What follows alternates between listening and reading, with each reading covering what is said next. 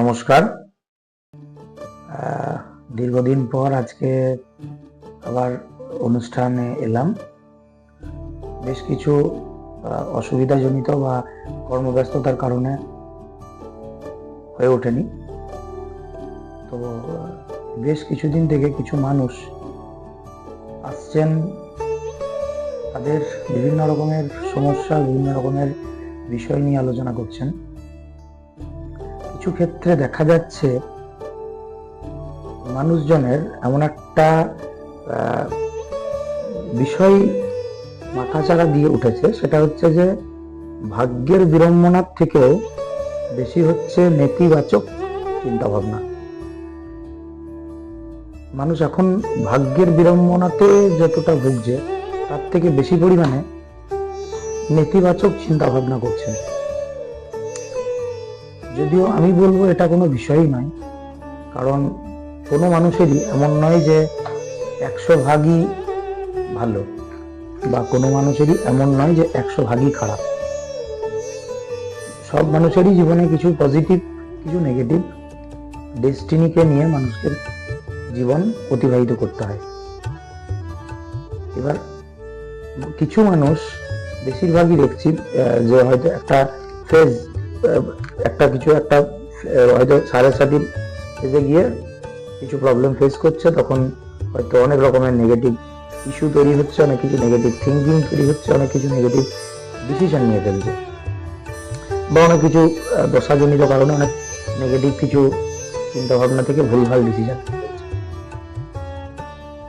যেটা মূল বিষয় সেটা হচ্ছে এই নেতিবাচক চিন্তা থেকে আরো অনেক, নেতিবাচক ভাবনা থেকে জীবন অনেক কিছু নেতিবাচক অনেক কিছু হতে পারে। এই নয় যে আমার ভাগ্যে খারাপ আছে মানেই আমার খারাপ হবে, তা নয়। কিন্তু অনেক ক্ষেত্রে কিন্তু নেতিবাচক চিন্তার জন্য অনেক নেতিবাচক কিছু হতে পারে। তো এই যে মানুষের দুশ্চিন্তান্বিত হয়ে পড়া, এই যে সবসময় একটা নেতিবাচক বিষয়কে নিয়ে খুব বেশি পরিমাণে ভাবা, এই যে নিজের জীবনে সবকিছুই নেতিবাচক হবে, এই নিয়ে যে সবসময় একটা ডিপ্রেসড থাকা, সেটাও কিন্তু একটা অনেক বড় কারণ, অনেক বড় একটা প্রবলেমেটিক ইস্যু হয়ে উঠতে পারে।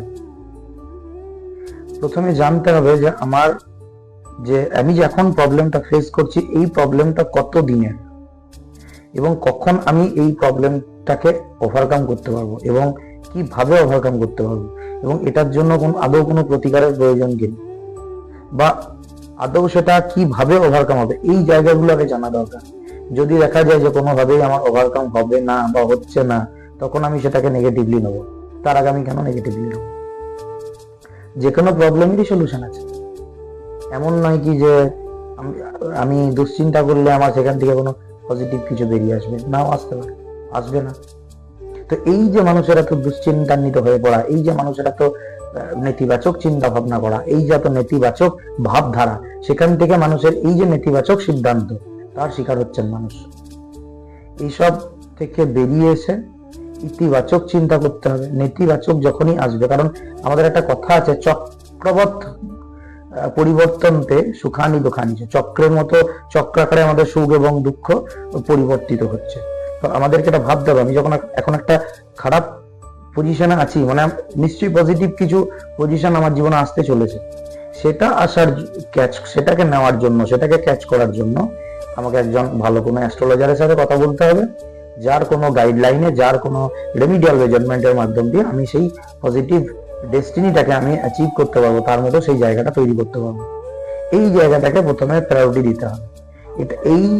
এই চিন্তা ভাবনাটা না থাকলে মানুষ কিন্তু দিনের পর দিন সেই ডিপ্রেশনের জায়গাতেই পৌঁছে যাবে, সেই ডিপ্রেশনের জায়গাতেই বারবার মাথা নাড়া দেবে, এবং কিছু বাস্তু সংক্রান্ত কারণবশত এই নেগেটিভ চিন্তা ভাবনাগুলো এসে থাকে।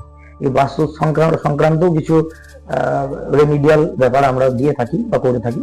এই সমস্ত কাজ থেকে করতে পারলে ঠিকঠাক হবে, অবশ্যই আপনার ভাগ্য পরিবর্তিত হবে বলছি না, কিন্তু আপনার ভাগ্য অনেকটাই কিন্তু মডিফাই হবে। উপযুক্ত সময়ে উপযুক্ত মানুষের কাছ থেকে উপযুক্ত প্রতিকারের মাধ্যম দিয়ে আপনার ভাগ্য অনেকটাই মডিফাই করা যাবে, সেটুকু বলতে পারি। সুতরাং দুশ্চিন্তা বাদ দিয়ে ইতিবাচক চিন্তা করুন, সঠিক মানুষের কাছে যান, গাইডলাইন নেন, নিশ্চয়ই আপনার জীবনে ভালো কিছু আসবে। আজকে এই পর্যন্ত, আবার পরে অনুষ্ঠানে দেখা হচ্ছে। নমস্কার।